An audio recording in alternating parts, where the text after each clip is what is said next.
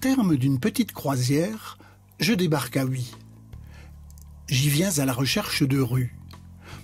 Rien d'original, me direz-vous.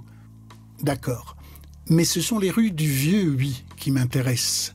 Celles qui ont traversé les âges, celles dont les pavés ont été usés par les sabots, par les roues des lourds charrois. Celles qui ont résisté au tout à l'auto. Ah oui, j'allais oublier de me présenter. Je suis un caméscope, le caméscope d'un vieux vidéaste curieux. Figé dans la lecture de son journal, ce vieux Hutois est ma providence. Je sens qu'il sera ma source de renseignements, je le sais. Des vieux pavés. Là, tout juste derrière moi, la rue du Pont fera votre bonheur, me dit-il. Vous verrez, vous ne serez pas déçus. Et en effet, quelques pavés plus loin, me voici devant un joyau de la sculpture mosane du XIVe siècle. Récemment restauré, ce magnifique portail s'appelle tout naturellement le Bethléem. Érigé au bout de la rue piétonne des Cloîtres, il clôturait naguère le territoire ecclésiastique de la collégiale Notre-Dame. Ma visite commence vraiment très fort. Presque en face du Bethléem, me voici dans la courte rue du Pont des Chênes. Pont, pourquoi? Parce qu'il y a un pont. Et chêne, parce qu'au Moyen-Âge, de lourdes chaînes en barraient l'accès la nuit venue.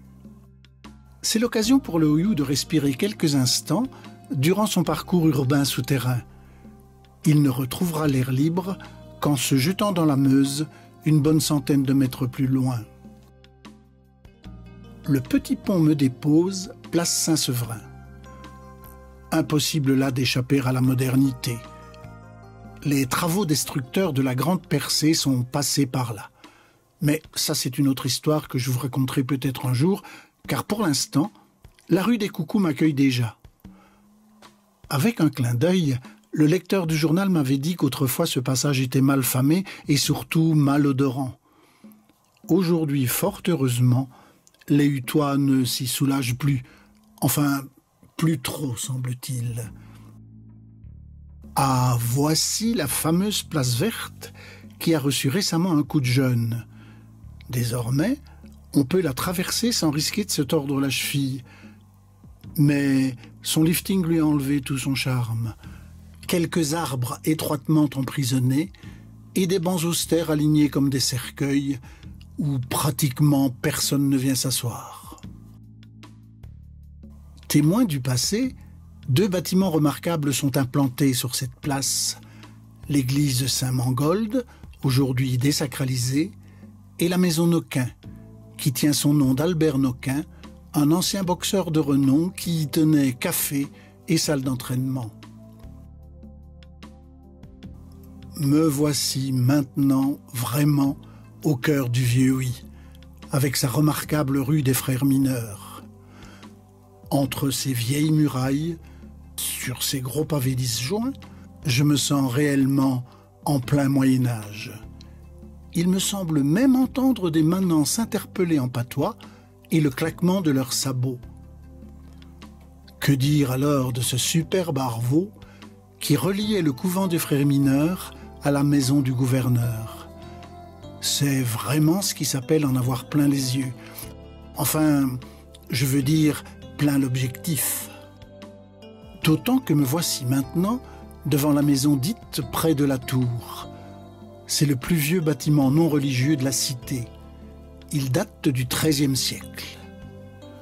8 siècles, vous vous rendez compte? Moi qui voulais remonter le temps, eh bien, je remonte. Voyez la rue de la Cloche.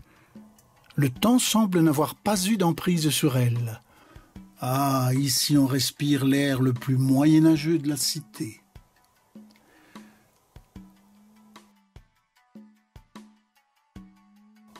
Toutes les meilleures choses ayant une fin, au bout de cette vieille rue, je vais retrouver peu à peu les temps modernes dans les rues qui mènent à la Grand Place.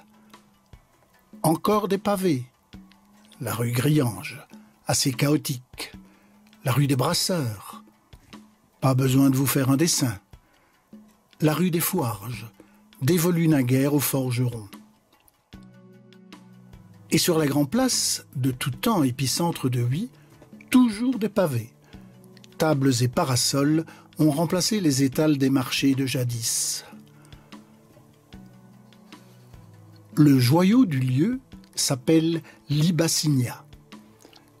La partie la plus ancienne de cette fontaine date de 1406. Après avoir déserté la cité pendant près de 10 ans pour restauration, cette œuvre d'art chère aux Hutois a retrouvé sa place au printemps dernier. Et pour boucler ma boucle, mon lecteur du journal m'avait conseillé de ne surtout pas oublier les joueurs de billes. Clin d'œil à votre passé à vous, qui m'avez suivi tout au long des vieilles rues. Avant d'aller confier mes images à mon ami l'ordinateur, la moindre des choses était d'aller remercier mon guide pour ses précieux conseils. Au revoir, monsieur. Bonne lecture. Mais je crois que le contenu de votre journal doit lui aussi appartenir au passé.